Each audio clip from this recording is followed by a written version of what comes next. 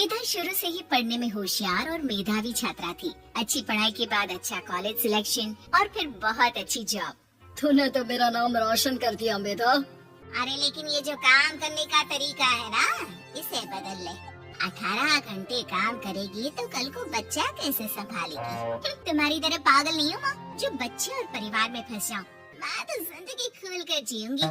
सब कहने की बात होती है बेटा, अपने बच्चे का सुख हर कोई चाहता है। वक्त बीतता है और मेधा की शादी हो जाती है। शादी के कुछ सालों में ही मेधा एक सुंदर से बेटे की माँ बन जाती है। अरे यार, मेरी मैटरनिटी लीव खत्म हो रही है, क्या करे? माँ भी नहीं आ सकती, कैसे मैनेज करूँ? ऐसा करते हैं, इसके लिए एक केयर टेकर रख लेते हैं, वो देखा करेगी इसे। मेधा को पति की बात जच जाती है और वो केयर टेकर की तलाश शुरू कर देती है। एक दिन उन लोगों के घर एक महिला आती है जो दिखने में पढ़ी लिखी लगती है। जी, क्या काम है आपको? मैम, मेरा नाम स्नेहा है। आपका एड देखा केयर टेकर का, क्या मैं आपके यहाँ काम कर सकती हूँ?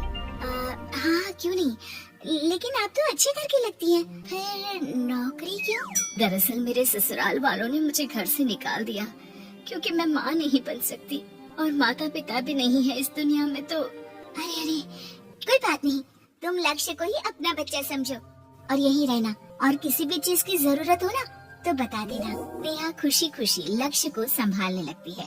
रात को जब मेधा घर पर आती है, अरे क्या बात है स्नेहा, तुमने खाना नहीं खाया क्या? अरे दीदी, आपका बेटा टाइम दे तब ना। अरे तो जब वो सोता है तब खा लिया करो। तब तो मैं इसके पास ही बैठी रहती हूँ।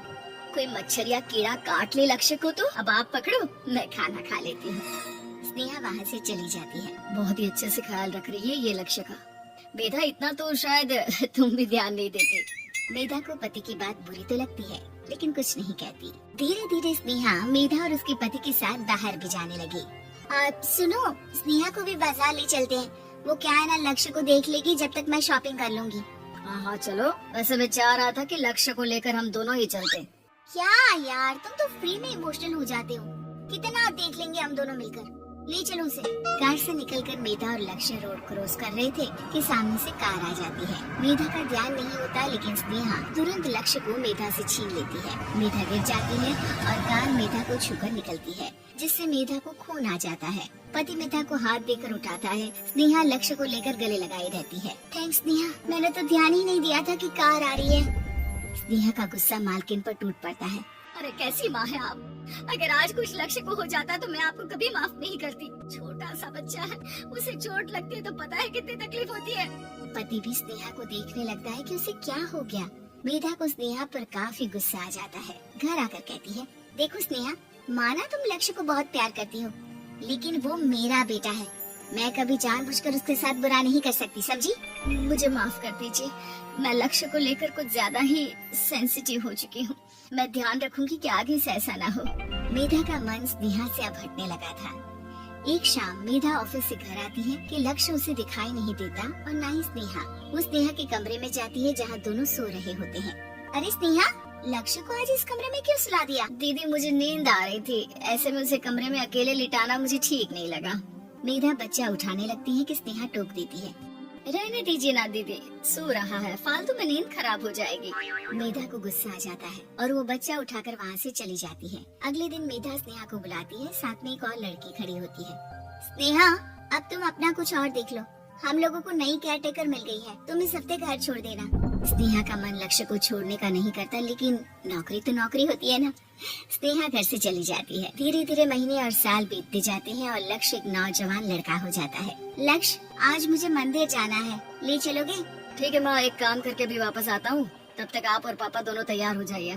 दोनों तैयार होकर बैठ जाते हैं लेकिन लक्ष्य काफी देर तक नहीं आता। अरे मेधा, फोन तो करो लक्ष्य को, देखो क्या हो गया उसे। मेधा फोन करती है तो पता चलता है कि लक्ष्य का एक्सीडेंट हो गया है और वो सिटी अस्पताल में है। जल्दी चलिए, पता नहीं कैसा होगा मेरा बेटा। अरे चिंता ना करो, सब ठीक होगा, मैं भी कार निकालता हूँ। दोनों मियाँ बीवी अस्पताल पहुँचते हैं जहाँ वो लोग देखते हैं कि लक्ष्य बिस्तर पर पड़ा होता है। एक महिला इन्हें यहाँ लेकर आई है, वो वहाँ बैठी है, लेकिन फिलहाल तो आप लोगों को इनके लिए किडनी का प्रबंध करना होगा। एक्सीडेंट में इसकी किडनी डैमेज हो गई है। मेरी ले लीजिए डॉक्टर साहब, मेरे बेटे को बचा लीजिए। नहीं नहीं, आप माँ हैं, आपकी नहीं ले सकते, पिता की भी नहीं। आप किसी रिलेटिव या दोस्त से पता कर लें और हाँ थोड़ा जल्दी करें क्योंकि देर होने से मामला बिगड़ सकता है। मेधा बैठकर रोने लगती है कि वहाँ डॉक्टर आ जाते हैं। जिस औरत ने आपके बेटे को यहाँ भर्ती कराया था वो अपनी किडनी आपके बेटे को देना चाहती है। हाँ? कौन है वो? कहाँ है वो? तभी वहाँ स्नेहा आ जाती है। स्नेहा तुम? मैं लक्ष्य को पहचान नहीं पाई थी, लेकिन आप लोगों को देखकर समझ गई कि ये लक्ष्य है, इसलिए वापस आ गई। मैं अपनी किडनी आपके बेटे को देना चाहती हूँ। मेरी अपनी तो कोई औलाद नहीं, लेकिन लक्ष्य में मैंने हमेशा अपना बच्चा देखा। तुम धन्य हो स्नेहा, जो इतने साल में भी लक्ष्य को भूल नहीं पाई। सही मामले में तो वो तुम्हारा ही बच्चा होगा, क्योंकि जन्म भले ही मैंने दिया हो, लेकिन आज तुम उसकी जिंदगी बचा रही हो।